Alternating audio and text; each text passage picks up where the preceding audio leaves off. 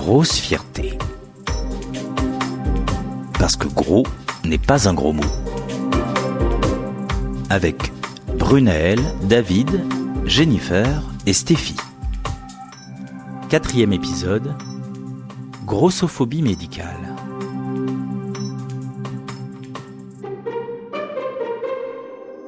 Je n'ai jamais aimé aller chez le médecin. En fait, qui aime ça ? Pourtant, le médecin qui m'a suivi toute mon enfance, moi, mes frères et ma sœur, était très gentil et bienveillant, mais je savais qu'il utiliserait des astuces pour nous faire avaler des médicaments ou pour nous faire des piqûres, ce que nous redoutions. Et y aller était donc source d'appréhension et d'angoisse. Mais rien à voir avec le mélange de sentiments qu'ont pu éprouver et qu'éprouvent encore beaucoup de personnes grosses vis-à-vis du monde médical. Appréhension, angoisse, allant jusqu'à la répulsion, jusqu'au rejet des suivis médicaux, parce qu'un médecin ne voit en vous qu'un obèse, un malade, objet constant de remarques, de reproches ou de soins tournés vers la régulation ou la réduction de cette obésité, morbide ou non, et ça, quelles que soient les raisons ou les pathologies pour lesquelles ces personnes grosses se rendent chez le médecin. Ce comportement du professionnel de santé vis-à-vis de ces personnes porte un nom, la grossophobie médicale. Attention, il n'est pas question dans ce podcast de remettre en cause le classement de l'obésité comme maladie, même si grosse ou gros ne veut pas forcément dire être malade. Il s'agit simplement d'apporter un témoignage sur le comportement pas toujours bienveillant que certains personnels soignants ont vis-à-vis des hommes et des femmes de forte corpulence. Et donc ça porte un nom, la grossophobie médicale.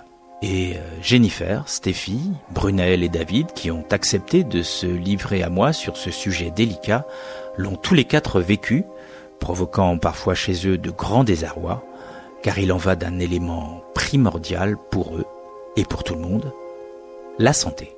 Voici leur récit, sans phare, leurs expériences souvent douloureuses, mais qu'ils ont réussi pour la plupart à surmonter. C'est le 4e épisode de Grosse Fierté.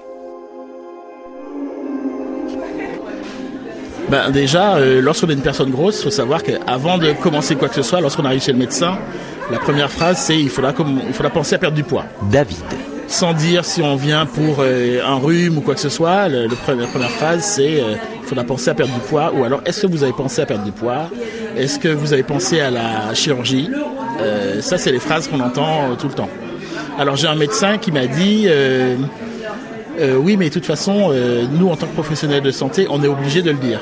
Alors, j'ai demandé pourquoi. Il m'a dit non, parce que nous, il faut qu'on aide la personne à se sentir, à être en bonne santé, et donc, on ne peut pas ne pas en parler parce que ça serait contraire à nos valeurs de médecin. Alors, moi, maintenant, lorsque le médecin en parle, direct, je dis, je suis pas venu pour ça. Je coupe directement Alors, ça peut faire que le reste du rendez-vous se passe froidement, parce que si dès le début, voilà. Mais je le dis. Je vais peut-être parler pour d'autres personnes grosses, mais la plupart des personnes grosses, aller chez le médecin, c'est compliqué. J'en connais qui n'y vont jamais, qui même si elles sont malades, attendent vraiment le dernier moment pour y aller. Et ça, quel que soit le médecin, ça va du dentiste au médecin généraliste, au podologue, ou tout. Alors ça parce que l'accueil, on ne sait pas à quoi s'attendre. L'accueil, le mobilier aussi.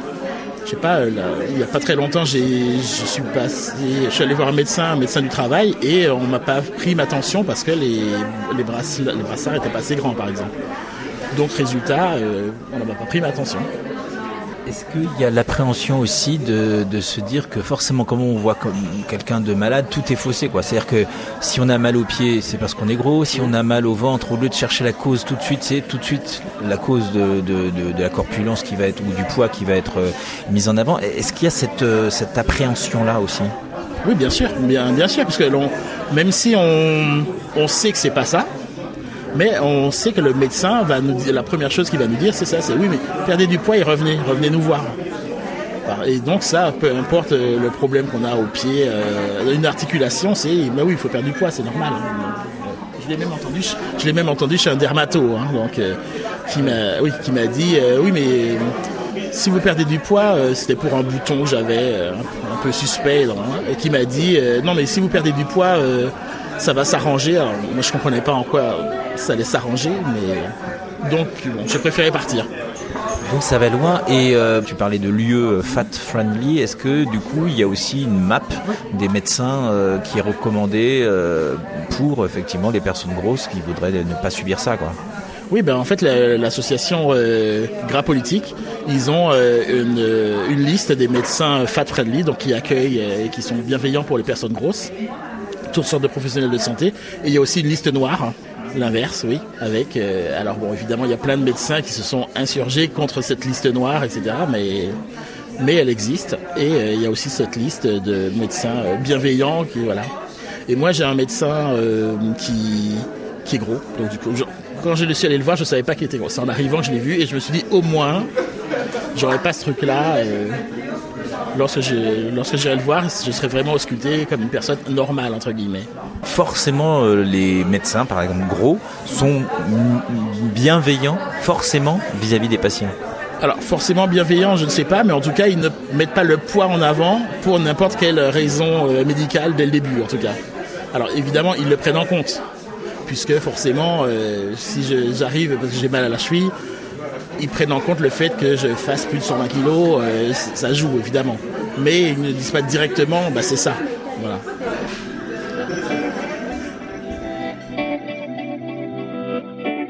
En fait, ça a été partagé. Stéphie. Sur le côté médecin traitant, j'ai eu la chance pendant plus de 10 ans d'avoir le même médecin traitant que j'ai rencontré quand je suis arrivée. Je suis rencontrée une semaine après être arrivée, j'étais malade. Le froid. Alors il faisait 20 degrés, mais pour moi c'était froid. Donc j'étais malade. Donc je l'ai rencontrée et elle est restée mon médecin plus de 10 ans, mais après elle est partie dans un désert médical et donc voilà. Et donc c'est avec ce médecin que par exemple j'ai repris le sport. C'est grâce à elle que j'ai repris le sport. C'est grâce à elle que j'ai fait un concours de beauté. En fait c'est quelqu'un qui m'a écoutée, qui m'a demandé de parler de mon histoire, qui a été chercher vraiment, on a retracé tout, comment j'ai pris du poids, pourquoi à ce moment-là j'ai pris du poids. Donc on a identifié aussi les causes de cette prise de poids, qui m'a aidé aussi à me pardonner, parce qu'en fait je m'en voulais. Une fois qu'on devient adulte et qu'on se dit là j'ai peut-être pas pris la bonne décision en mangeant ce gâteau de plus, etc. Elle m'a aidé à déculpabiliser en me disant j'étais une enfant et un enfant fait avec les ressources dont il dispose dans son monde d'enfant. Donc voilà, donc elle a fait un très fort travail là-dessus. Donc quand elle est partie, c'était le drame. Il fallait en trouver une autre. J'ai mis un peu de temps. J'avais pris sa remplaçante, mais on recrée pas une relation d'une dizaine d'années de confiance avec quelqu'un qu'on connaît pas, qu'on voyait en remplacement. Donc après j'ai retrouvé l'autre médecin qui s'installait et je me suis dit il faut que je saute dessus. Mais elle, je pense que j'ai déconstruit pas mal de ses préjugés. Donc, typiquement sur mon assiette, elle a vu sur le fait que je fasse du sport parce qu'elle m'a découvert, elle me connaissait pas. Donc quand j'ai été la voir, potentiellement j'avais besoin d'un certificat médical pour aller faire une course, etc. Donc ça a déconstruit pas mal de choses. Donc quand elle m'a demandé un peu ce que je mangeais, elle me dit je m'attendais à avoir plus de pizza, je me dis qu'un médecin qui est elle est médecin depuis 10 ans, donc quand même elle devrait plus sortir ce genre de choses. Je pense que à un moment donné il y a quelque chose qui coince, de se dire que forcément la personne qui est grosse en face de toi, son quotidien n'est fait que de pizza. Et je pense que dans la réalité il y a très peu de personnes grosses dont le quotidien est fait de pizza et de burgers. Il y a des personnes grosses qui ont utilisé à un moment donné la nourriture comme étant une béquille dans leur vie. Et donc, c'est comme la fièvre, en fait. Quand quelqu'un a de la fièvre, on s'arrête pas juste à la fièvre pour faire un diagnostic. On va chercher avec quoi la fièvre est accompagnée. C'est pareil. La nourriture, c'est un peu comme la fièvre. Donc, si on s'arrête que à la nourriture et on va pas chercher toutes les ramifications autour qui font qu'à dans cette situation-là, la personne, elle va se raccrocher à la nourriture parce que c'est ce qui est disponible aussi. C'est comme dans toute addiction, la nourriture, c'est quelque chose de disponible, de pas cher. Sur certains produits, c'est du pas cher. Mais ça demande d'aller questionner et puis ça demande aussi de sortir de ces pseudo-certitudes. Parce que je pense qu'il y a autant de parcours, d'histoires, c'est aussi l'objet de ton podcast, oui, autour des personnes grosses qu'il y a de personnes grosses en France. Donc ça, c'est pour les médecins généralistes, un peu, médecins traitants. Après, là où c'est difficile, c'est plutôt, par exemple, suivi gynécologique. Moi, j'ai eu des expériences très catastrophiques et je pense qu'on en avait parlé la dernière fois et que je n'y allais plus. Clairement. Et là, avec mon nouveau médecin traitant, comme elle fait aussi le suivi gynécologique, donc je le fais avec elle. Mais ça peut arriver que du coup on perde le fil de sa santé sur ce plan-là gynécologique parce qu'effectivement on tombe sur des médecins qui ne sont pas ou formés ou pas bienveillants. Ça peut arriver jusque-là. Ah bah oui, parce qu'en fait la dernière fois que je pense que j'avais été voir un gynécologue, vraiment gynécologue, elle m'a regardé comme un monstre. Donc déjà quand on est chez un gynéco, quand on est une femme, c'est pas forcément l'endroit où on a envie d'être. En plus quand on a quelqu'un, mais vraiment un regard horrible, quoi, j'avais l'impression d'être un monstre. Elle m'a demandé si je faisais quelque chose pour ça. Hein. Voilà, elle a appelé ça. Et voilà, donc je suis sortie de là en pleurs, évidemment, etc. Et donc entre cette consultation-là et le fait de retourner, je pense que j'avais fait une interview aussi qui m'avait encouragée, donc j'avais été voir un vieux gynécologue qui est parti à la retraite malheureusement. Et lui, 70 ans, forcément, il en a vu des femmes de toutes les formes, de toutes les tailles, etc. Et il sait qu'on peut être grosse et avoir des enfants. Voilà, il avait de l'expérience de ne plus être dans les préjugés de la profession, on va dire ça comme ça. Mais bon, il est parti à la retraite malheureusement. Donc après le suivi avec mon médecin. Mais par contre, là où j'ai pu être confrontée à la grossophobie, c'est que comme je fais du sport, mon médecin, elle veut quand même que j'ai un suivi cardiologique parce que elle engage un peu sa responsabilité en m'autorisant à faire des courses. Et donc, elle veut aussi s'assurer que je suis réellement en bonne santé. Donc, je fais un bilan sanguin tous les ans et je fais un bilan cardio tous les 5 ans. Et quand je vais voir, la première fois que j'ai été voir un cardiologue, il m'a demandé si je pensais... il n'avait pas lu le courrier. Hein. Il m'a demandé si je pensais à faire du sport alors que je venais le voir parce que j'étais inscrite à une course et que j'avais besoin de son accord pour faire cette course. Et là, je suis retournée voir un cardiologue il y a, je pense, 2-3 ans aussi, pour faire une course à un niveau un peu plus élevé, type la Parisienne, les 10 km du 9e, voilà, ce genre de course.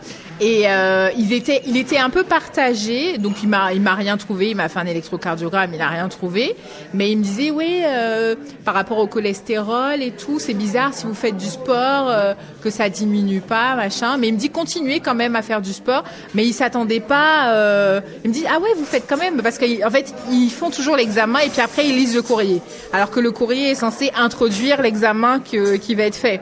Donc après il dit ah oui vous faites quand même du 10 et du 20 kilos, ah oui quand même. Pour lui, il y avait entre ce qu'il voyait sous les yeux, bref. Mais après, ce qui a changé dans le rapport que j'ai avec les professionnels de santé, c'est que maintenant, je m'excuse pas d'être là. En fait, typiquement, j'ai passé, par exemple, j'avais passé une visite à la médecine du travail dans le cadre de mon métier, où, pareil, le médecin, elle m'a dit, oui, est-ce que vous êtes suivi par un endocrinologue, un diabétologue, un nutritionniste? Je dis non, je suis suivi par rien de tout ça, je suis suivi par un médecin généraliste et je fais du sport. Mais ça, elle a pas voulu l'entendre, en fait. Elle me dit, ouais, mais quand même, il faudrait faire quelque chose, etc. Et puis après, à un moment donné dans la consultation, je lui dis, vous savez, parce que la façon dont elle me parlait, j'aimais vraiment pas le ton. Je lui dis, mais vous savez, je suis pas juste qu'un corps et juste que des kilos que vous avez vus sur la balance. Et elle me dit, vous êtes quoi d'autre? Je lui dis, une personne. Accessoirement. Et là, mais elle s'est fermée complètement. Et elle a dit, mais moi, je veux juste aider. Je dis, en fait, si vous voulez aider les gens, c'est peut-être pas la meilleure façon de les aborder si vous voulez vraiment aider. Et donc, c'est une personne avec qui j'ai malheureusement dû travailler parce que je travaille avec les médecins du travail. Et en fait, la relation, elle était tendue dès le départ parce qu'elle était grossophobe. Et ce qui était... comment j'ai pu confirmer ce que je disais, c'est qu'elle avait une infirmière aussi qui était en surpoids. Alors, au début, comme je venais d'arriver, je n'osais pas lui en parler. Et à un moment donné, je lui ai posé la question, est-ce que le médecin t'a fait des réflexions par rapport à ton poids, par rapport à ce que tu manges, etc. Et elle m'a dit oui au début. Et comme moi aussi, j'étais en période d'essai, j'ai rien osé lui dire. Sauf qu'une fois que j'ai validé ma période d'essai, j'ai commencé à lui dire qu'en fait, ça fait des années que je fais ce poids-là. En gros, elle était dans les 100 kilos et c'était un poids qu'elle stabilisait. Et en fait, elle veut plus de ses remarques. Mais elle pouvait pas lui dire ça tant qu'elle était en période d'essai, sachant que c'était sa responsable directe. Donc dans cette sphère-là. Et là, par exemple, j'ai passé une visite médicale l'année dernière avec un médecin du travail. Ce qui a changé, c'est qu'en fait, mon attitude dans la visite, il a commencé à me dire oui, est-ce que vous voulez faire un bypass ou un truc comme ça? Et je lui ai dit mais non, je veux pas faire ça parce que ça fonctionne pas en fait. La plupart des personnes qui ont fait un bypass ou une sleeve, c'est une opération en fait de l'estomac ou soit on te coupe l'estomac, donc ça c'est la sleeve, soit on raccroche ton estomac à ton intestin. Donc en gros tu manges, tu chies. Voilà, techniquement c'est ça, c'est horrible. Moi c'est clair, mais voilà, pour le coup, on connaît pas tout ça, tous ces termes-là et toutes ces techniques-là. Non mais c'est horrible en fait. Non, moi je veux pas ça, je veux vivre en fait, je veux pas passer mon temps sur les toilettes. Et en fait, je dis mais ça fonctionne pas parce que c'est vrai que ça a été prouvé à 5 ans, les gens en fait c'est tellement au début, c'est trop bien parce que tu perds du poids, tu perds beaucoup de poids et donc forcément le regard des gens change sur toi et tout, sauf qu'à 5 ans, on te retrouve de la même façon où tu étais au début, plus déprimé parce que tu as fait tout ça, tu as des carences vitaminiques, tu as des piqûres dans les fesses à vie pour au final rien, voilà. Et en fait, quand je lui ai dit le retour de tout ça doit être terrible. Ouais, psychologiquement, oui. Psychologiquement, il y a des personnes qui tombent dans l'addiction suite à ça, parce que comme elles peuvent plus manger en quantité, elles compensent par des choses liquides, par de la glace, par des choses comme ça. Et en fait, quand je lui ai dit ça, son discours il a changé. Il a dit oui, vous avez raison. En fait, il y a aussi des études qui ont montré que le fait d'améliorer sa façon de manger, donc ça veut dire par exemple manger moins de choses transformées, etc., et de faire du sport, même en étant un patient entre guillemets obèse, mais sur le long terme, ça a des bénéfices sur la santé. Vous voyez, le fait de plus être dans la position où je m'excuse d'être là, où je m'excuse d'être grosse, il a changé son discours avec moi et il m'a parlé comme une personne. On a eu une vraie conversation. Alors que j'aurais été la Stéphie d'il y a 5 ans, il m'aurait dit je vais vous conseiller tel chirurgien, allez le voir, il va pas vous écouter de toute façon et puis il va vous opérer quoi. Alors, j'ai subi pendant mes grossesses de la grossophobie médicale. Brunaël. Et aussi du syndrome méditerranéen. Je pense que comme pour la grossophobie et le racisme, c'est intrinsèquement lié, en tout cas dans mon cas. Alors, le syndrome méditerranéen, c'est quelque chose qui est enseigné aux médecins, disant que les personnes d'origine subsaharienne ou noire, maghrébine, sont moins sensibles à la douleur. Voilà. C'est faux. C'est faux. Si je vous dis que j'ai mal, c'est que j'ai mal. Voilà. Je ne pense pas être douillette, et même si je l'étais, j'ai mal, en fait. Voilà. J'ai dû l'expérimenter à ma première grossesse, à mon accouchement, où je suis restée des heures et des heures à réclamer une péridurale qui ne fonctionnait pas, sauf quand il a fallu passer au bloc opératoire pour une césarienne. Et là, pour mes jumeaux, je me suis dit, alors là, c'est bon, hein, c'est fini, on me l'a fait une fois, pas deux. Donc, premier rendez-vous pour l'échographie à l'hôpital. Je tombe sur un échographe très professionnel, d'un certain âge, mais qui connaît bien son métier. On m'a dit, si c'est des jumeaux, c'est vraiment, il est super, il est génial et tout. Et il me fait une échographie en m'appuyant très très fort sur le ventre, parce qu'il dit que comme je suis grosse, il ne voit pas correctement les bébés. Et il me fait extrêmement mal. Je prends sur moi et je le laisse finir son intervention, et quand il me dit asseyez-vous, je vais faire mon petit rapport et je vais vous le donner et tout, et quand je m'assois, je lui dis, c'est la dernière fois que vous me faites mal. Vous avez entendu ? C'est la dernière fois que vous me faites mal parce que je suis grosse et que vous voyez pas, je sais pas quoi. Vous avez plein d'autres moyens pour pouvoir voir les fœtus. Vous pouvez me faire une échographie endovaginale, donc passer par le vagin pour pouvoir voir les bébés. Vous n'avez pas à appuyer sur mon ventre comme ça. Ça me fait extrêmement mal. C'est la dernière fois que vous le faites. Et après ça s'est toujours très très bien passé avec ce professionnel. Mais il a fallu taper du poing sur la table. Ma grossesse s'est passée classiquement, on va dire. Et le jour de l'accouchement, j'ai accouché en avance de mes jumeaux et je voulais absolument expérimenter la voix basse, oui, même avec des jumeaux, parce que j'avais eu une césarienne et que c'était dans mon esprit ma dernière grossesse. Et ma gynécologue, qui était vraiment super, qui n'était pas là le jour où je suis venue accoucher en avance, m'avait dit que si j'accouchais avant 37 semaines, ce qui était le cas, je pourrais avoir un accouchement par voie basse. Ce qui n'est pas tombé dans l'oreille d'une sourde, je suis extrêmement têtue. Et donc, du coup, quand j'arrive aux urgences, avec toute ma douleur de contraction, je dis, voilà, j'aimerais bien essayer la voie basse si c'est possible. Et on me dit, on va demander au médecin qui va vous accoucher parce que comme vous avez un utérus cicatriciel dû à la première césarienne pour ma première grossesse, c'est pas certain, etc. Et cette gynécologue de garde dit, ok, c'est banco, on va essayer. C'était un enfer. Ça a été un enfer. Elle m'a fait des réflexions ignobles. Alors, j'ai eu un accouchement voie basse, effectivement. Mon premier bébé est sorti avec la ventouse, donc jusque-là, pas de problème. Et le second se présentait par voie de siège, donc c'était ses petites fesses qui étaient d'abord. Et donc du coup, j'ai eu une déchirure. Et pendant l'intervention, j'ai fait une hémorragie, ça s'est pas très très bien passé et je partais un petit peu, j'étais un peu dans les vapes, mais je me demandais ce qui se passait, je voulais qu'on m'explique tout simplement ce qui se passait et la gynécologue me faisait mal pendant je sais pas trop ce qui se passait, mais ça me faisait mal et je dis ça me fait mal. Elle me dit oui, mais bon, quand on fait un accouchement par voie basse, il faut assumer la douleur. Très bien. Et en plus, comme vous êtes corpulente, c'est un peu compliqué d'y voir clair. D'accord. Donc, avec ces deux réflexions-là, on a les deux. La grossophobie et le syndrome méditerranéen corrélés. Je tiens quand même à dire que cette gynécologue était de la communauté maghrébine. Donc, c'est vraiment... Voilà. Universel. Oui, voilà. Et ensuite, elle m'a fait la réflexion. Je lui ai dit, est-ce que j'ai eu une épisiotomie ou, parce que j'étais curieuse de savoir, c'est mon corps en fait. J'étais curieuse de savoir ce qui se passait, ce qu'elle faisait, quels étaient les gestes qu'elle pratiquait. Et elle m'a dit, oui, je vous l'ai dit, c'est comme ça, quand on accouche par voie basse, faut assumer après. Mais pardon, je suis désolée, une césarienne, ça fait tout aussi mal. Je sais de quoi je parle puisque j'en ai eu une avant. Ça n'avait pas de sens. Et dans ces cas-là, vous êtes en position de faiblesse, vous êtes en train de vous vider de votre sang, vous avez mal, vous fermez votre bouche bien comme il faut. Et j'avais dit que je me laisserais plus faire. Dans ces cas-là, on est démunis en fait. On ne sait pas quoi dire, quoi faire, quoi. L'accouchement s'est terminé, je suis revenue voir mes bébés à plusieurs reprises et quand je suis sortie de l'hôpital, il y avait une infirmière qui venait faire les soins post-accouchement, tout simplement. Et sur mon ordonnance, c'était marqué que qu'elle devait m'enlever les points de suture que j'avais eu au niveau de la vulve, voilà.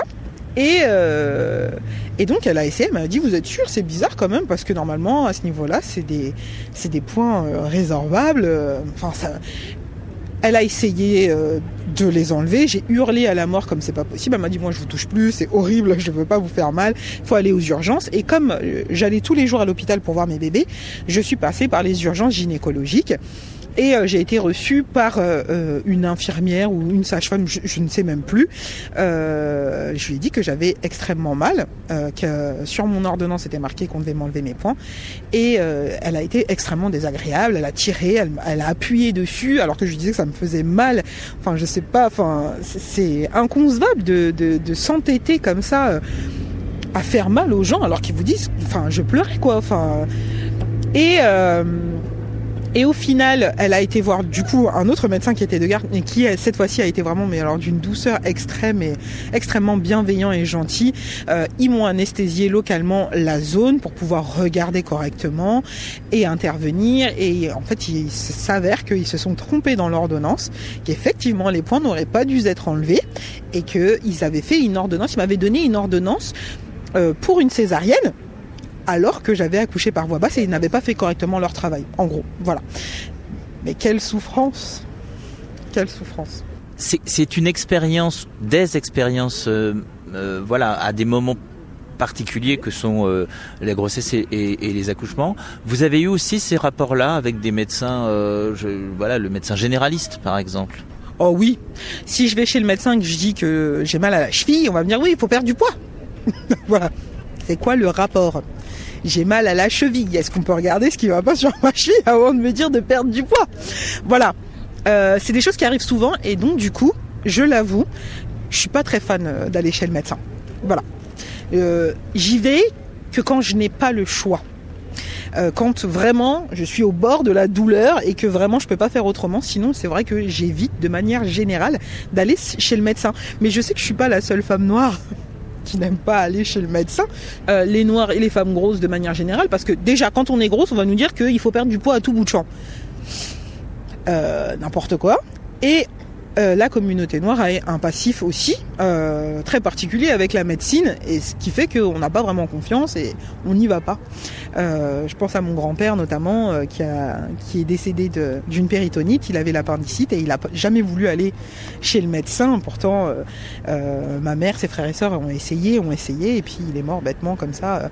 Il y a une vraie méfiance en plus de la communauté noire envers les médecins, je trouve.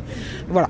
C'est vraiment dommage, et en plus rajouter à la grossophobie, franchement c'est la cerise sur le gâteau. Donc c'est vrai que pour mes enfants il n'y a pas de problème. Voilà. Mais quand il s'agit de moi, c'est vrai que j'ai tendance à pas y aller. Ça doit être, j'imagine, aussi un rapport de confiance. Du coup, vous changez de médecin régulièrement, vous avez toujours le même, mais bon, voilà, et on va dire qu'il y a un rapport un peu mitigé qui fait que vous n'y allez pas beaucoup, parce que j'allais dire, a contrario, vous auriez pu essayer de trouver plein de médecins et d'en trouver un qui soit effectivement, on va dire, plus bienveillant à votre égard, etc.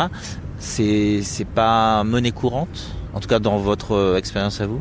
Ah non, j'ai gardé la même médecin traitant, en tout cas le médecin généraliste, parce qu'il n'y a pas de place dans les autres cabinets. Voilà, il n'y a pas de médecin. Donc du coup, quand on en a un et que c'est le nôtre, on le garde. En plus, elle est juste à côté de la maison. Et avec moi, c'est pas super génial, mais avec les enfants, elle est incroyable, et avec mon mari, elle est très bien. Donc du coup, quand j'y vais, j'explique vraiment. Avant de me dire de perdre du poids, voilà ce que j'ai comme symptômes, etc., j'anticipe. Voilà. Et en général, quand j'anticipe comme ça se passe bien. Et elle me connaît aussi maintenant assez bien pour plus me faire ce genre de réflexion qui m'énerve particulièrement. Voilà.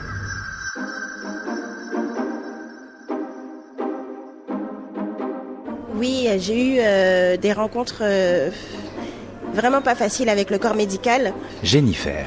Notamment que ce soit avec ma gynéco, que j'avais même choisi de ne plus voir, parce que ces remarques comme quoi j'étais beaucoup trop grosse et qu'il fallait que je perde du poids m'avaient tellement blessée que j'avais préféré ne plus la voir après avoir accouché de mon fils, et j'ai préféré attendre d'avoir perdu du poids pour pouvoir la revoir en consultation quelques années plus tard, quoi.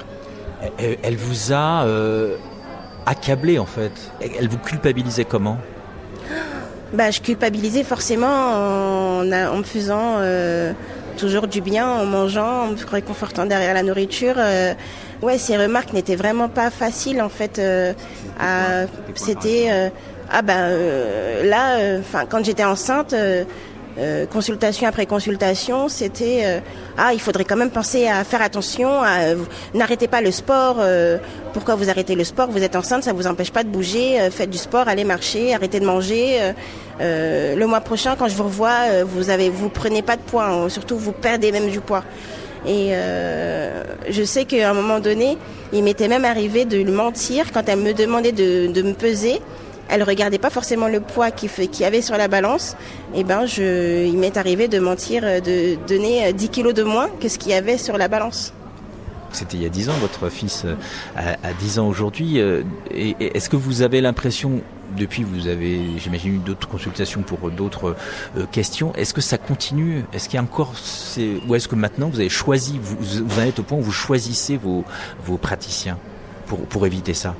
Alors j'aurais bien voulu choisir mes praticiens, mais malheureusement c'est pas forcément simple avec l'absence de médecin et le fait que c'est très difficile d'avoir, par exemple je parlais de la gynéco, c'est très dur de trouver des gynécologues qui prennent de nouveaux patients.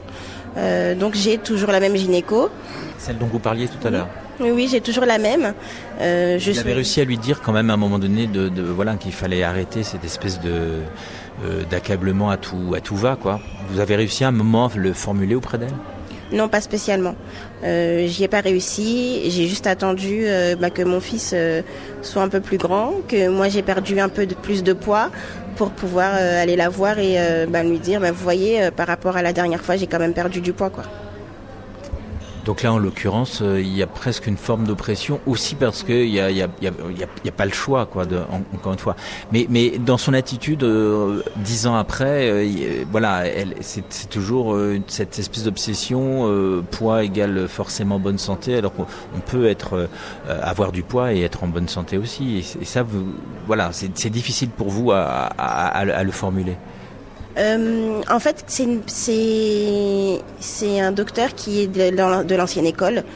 Donc, en fait, elle n'était pas très ouverte sur le sujet. Donc, j'ai pas trouvé le besoin, en fait, de lui prouver, en fait, que même si je suis grosse et que je fais du sport, que je suis plutôt en bonne santé. Et des autres médecins que vous avez pu rencontrer, là, pareil, l'accueil, vous sentez une différence ? Non, il y en a pas. Je suis toujours prise pour la femme qui veut pas faire attention à son poids, en fait, alors que comme je fais quand même attention, c'est juste que c'est pas forcément simple non plus de perdre du poids tous les jours et de faire attention même quand on fait du sport. Parce que le sport n'est pas forcément la solution à tous ces problèmes, même si les médecins, c'est ce qu'ils nous disent. Parce que moi, mon médecin généraliste m'a beaucoup dit de perdre du poids et de faire attention à ce que je mangeais, et m'a fait quand même pas mal de reproches à ce sujet-là. Et dernièrement, parce que par rapport à la première fois où on s'est vu, vous et moi, et aujourd'hui j'ai quand même perdu un peu de poids, même si je suis toujours aussi ronde. Il a quand même eu la réflexion de me dire oui, c'est bien, là vous avez perdu du poids, c'est bien, j'espère que vous faites attention, j'espère que vous faites du sport. C'est toujours des petites réflexions qui pour lui sont bienveillantes, mais pour moi ça ne l'est pas du tout. Qu'est-ce qu'il faudrait dans ce rapport avec les médecins pour qu'ils soient mieux formés, peut-être mieux formés à prendre en compte aussi un caractère beaucoup plus psychologique ? C'est ça, oui, il faudrait qu'ils soient formés et qu'ils comprennent en fait que gros ne veut pas dire mauvaise santé, et qu'ils ne s'arrêtent pas juste à un poids, qu'ils fassent attention aussi à l'hygiène de vie de la personne. Et voilà, parce que avec le travail, en fait, forcément on doit faire des visites à la médecine du travail. Et l'année dernière, j'ai fait une visite qui s'était plutôt bien passée avec le médecin, qui lui qui m'avait demandé de me peser. J'étais un peu réticente, mais je me suis pesée. Et il m'a posé plein de questions. Il m'a pas parlé de mon poids. Il m'a juste demandé le poids que je faisais, mais il s'est pas attardé dessus. Il m'a posé plein de questions. Est-ce que je fais du sport ? Est-ce que je fais attention ? Et en fait, c'est un médecin qui a été très bienveillant. Et j'ai apprécié cette visite parce qu'il m'a dit mais vous êtes très élégante, vous êtes très élancée. Il fait vous avez l'air d'être une femme qui a confiance en vous. Il me fait vous êtes très belle et très charismatique.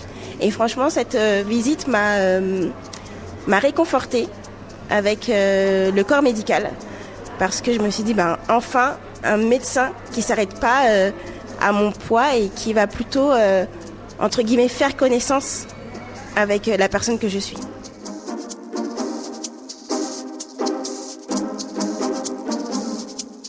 Je voudrais particulièrement à la fin de ce 4e épisode remercier Brunaël, Jennifer, Stéphie et David pour leur confiance, déjà il y a 5 ans, et pour leur confiance renouvelée 5 ans plus tard, avec cet aboutissement et ce podcast que vous écoutez en ce moment même. Rendez-vous donc très vite avec elle et lui, et pas dans 5 ans, pour un 5e épisode de Grosse Fierté pour continuer d'entendre leur point de vue sur cette question de la grossophobie aujourd'hui et du regard porté sur leur corps, sur les corps.